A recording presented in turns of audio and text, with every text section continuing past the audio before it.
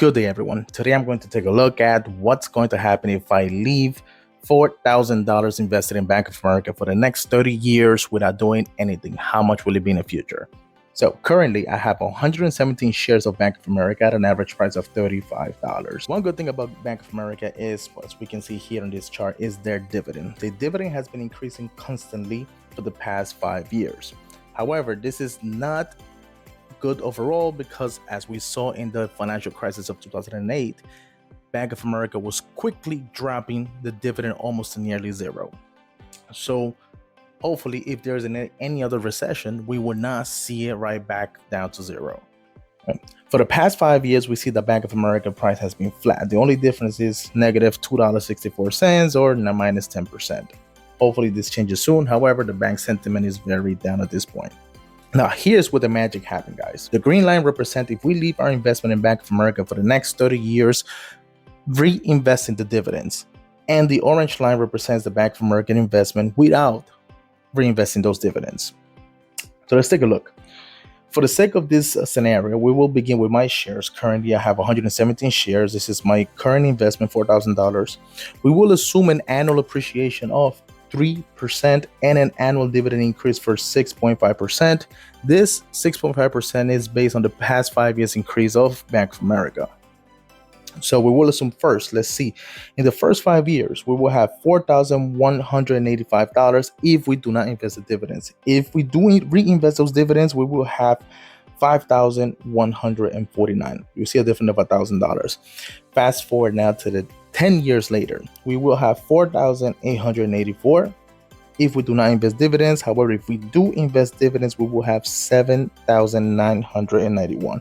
We see a difference of $3,000 just with dividend reinvestment, guys. However, it may not seem like a lot. There is not a lot of difference. However, look 15 years later, guys. 15 years, if we do not reinvest those dividends, we will have $5,700. However, look at this difference. If we reinvest those dividends, we will have $11,000. That is a difference of $5,000, guys. That's about 85% difference. Now, if we fast forward to 20 years later, we will have, without dividend reinvestment, $6,677. However, look at this massive change. If we do reinvest those dividends, we will have $17,169, guys. Now we're talking about a difference of about more than $10,000, guys. This is almost 200% difference, guys. This is what is called the dividend reinvestment, the snowball effect, compound interest, and compound investing. Now let's fast forward, guys. So 25 years later, if we do not reinvest those dividends, we will have $7,824. If we do reinvest those dividends, we will have $28,000, guys. You see the massive difference between $28,000 and $7,000, guys. We're talking about a difference of $21,000. This is well above 250% difference, guys, just with dividend reinvestments. Now let's head all the way to 30 years later. 30 years later, we have $9,000, $184 without dividend reinvestment. However, if we do reinvest those dividends, guys, look at this, $49,000, guys. This is a difference of $40,000. This is the best example of dividend reinvestment, the snowball effect, guys. Warren Buffett, back in 2007, right before the financial crisis, he invested in Bank of America. Let's see a sneak peek.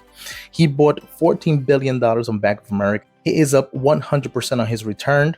And he's currently so far has gotten $10 billion in dividends, guys. So far this year, he's set to receive $950 million in dividends, guys. I will put the link of the full video in the description below, guys, so you guys can see what happened with Warren Buffett's investment and how much he's earning in dividends per hour, per minute, per second.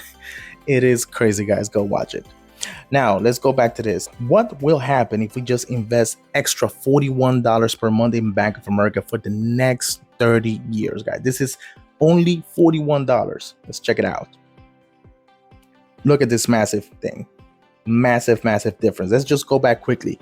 First 5 years, we will have $4,185, guys. If we do reinvest those dividends, and additionally $41 per month, we will have $9,000, guys. This is a $5,000 difference in the first 5 years. Remember, guys, we are investing $41, which comes to $500 a year, $41 a month. Now let's go back here. Let's go see it 10 years later.